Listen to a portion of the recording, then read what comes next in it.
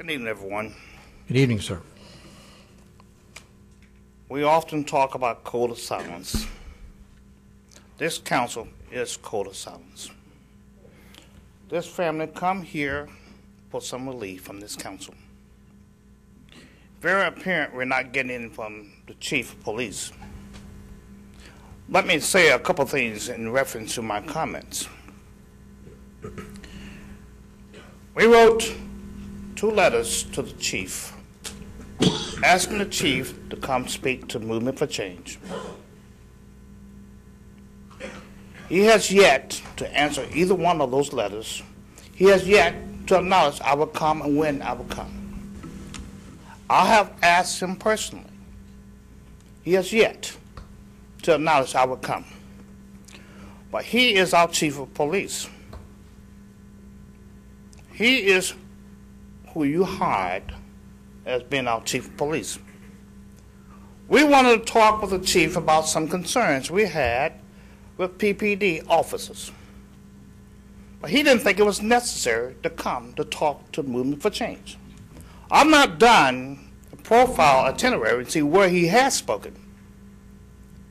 I'm sure he has spoken someplace else, but he chose not to come to Movement for Change.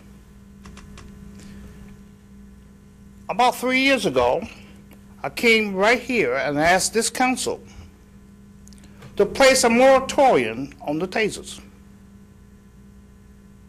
We ignored that by going ahead, said we're going to revisit the taser again. And we did the same thing this time. But this time, since that request for a moratorium, we had another death. Instead of saying that Mr. Odd is a murderer, we call it something else. We, the council, have allowed the chief of police to insult the intelligence of every person in the city by having to place a murderer back on duty.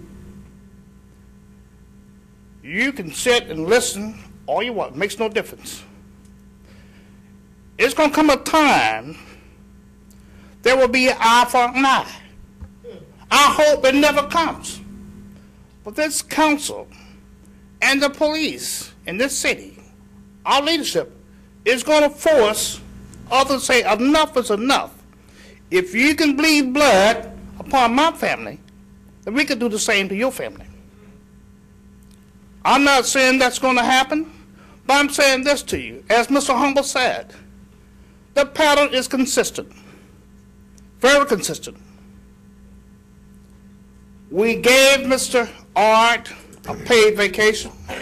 Now we bring him back. Knowing all well, he violated the law. He killed an innocent citizen. At best, he may have had a suspicion that he was in the wrong place. But he didn't have the right to die. Mr. Ard didn't have the right to shoot his gun at a person that his life was not been. He was not in jeopardy of somebody doing harm to him. But our chief right now think it's okay to put him back in the workplace.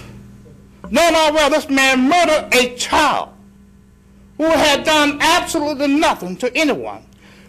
Had no gun in his hand if the law or the media won't say he had one. He didn't have one pointed at no officer. He did not have to die. But we sit here and say absolutely nothing and let the chief insult the intelligence of this community. Thank you, Mr. Boyd. Thank you very much. We need to fire the chief.